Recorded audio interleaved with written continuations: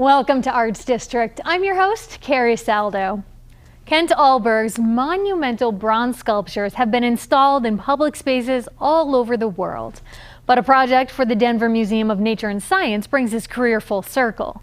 The Swedish-born artist worked there as a curator 40 years ago, a move that would eventually inspire him to concentrate on sculpting full-time. This work, which Ullberg created in collaboration with a team of scientists, celebrates the discovery of the mastodon fossil in Snowmass Village in 2010. Titled The Snow Mastodon, he's now the 19-foot-tall, 5,000-pound greeter outside the museum's northeast corner. We spent time with Ullberg at his Loveland studio and at nearby Art Castings of Colorado to learn more about the 2-year evolution of the project. So let's take a look at him, stroll around. Yep. Yeah, that's okay. Right. And every detail, right from the base to the tip, in some way was rooted to what was found in Snowmass. Absolutely, yeah. Even a little bit of the structure of the base. And then, of course, those hidden little items. Little secrets. Secrets, yes. For the kids. For discovery. When you were approached and asked about the project, what did you initially think? I thought it'd be incredible. It'd be closing of a circle. It would be so almost emotional to do it, because this museum brought me here exactly 40 years ago to become an American, to live my dream, and then eventually to live by my own sculptures. One of the world's foremost wildlife sculptors, Ullberg, a native of Sweden, came to the United States in the 1970s to work as an exhibit artist at the Denver Museum of Nature and Science. Eventually, Ullberg would decide to concentrate on sculpting full-time. He's created hundreds of works for public and private entities, becoming known for his large-scale bronzes of animals of all sorts.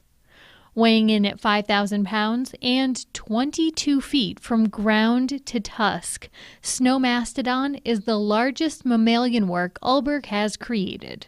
You know, and I thought I really need to do this, in spite of all the challenges, you know, and the size, the scale, and, 2 years at least of my life, at this stage in my career.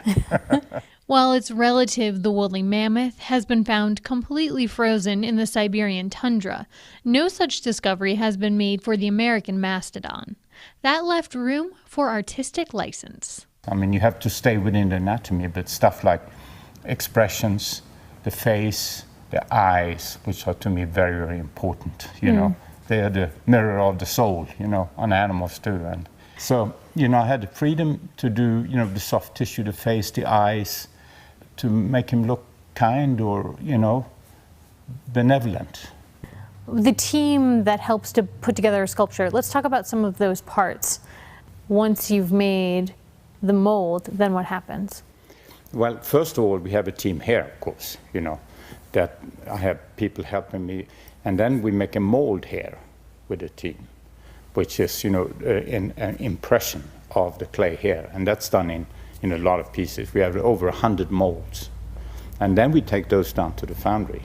They have many different departments. For many years, we've done it all here in my shop, but it's easier on a monster like this to have the guys done at the foundry.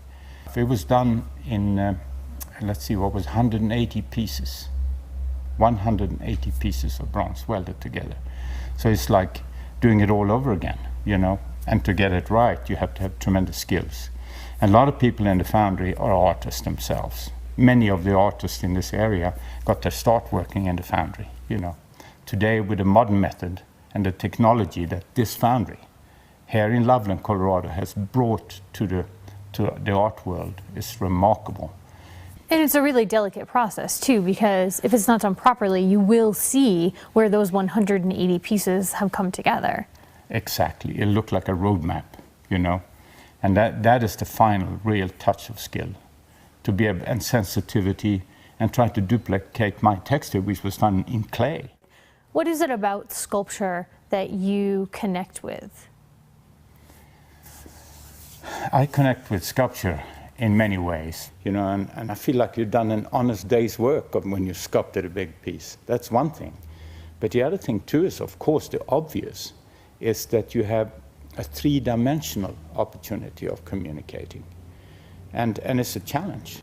What do you think or hope his role will be as a piece of public art? The mastodon.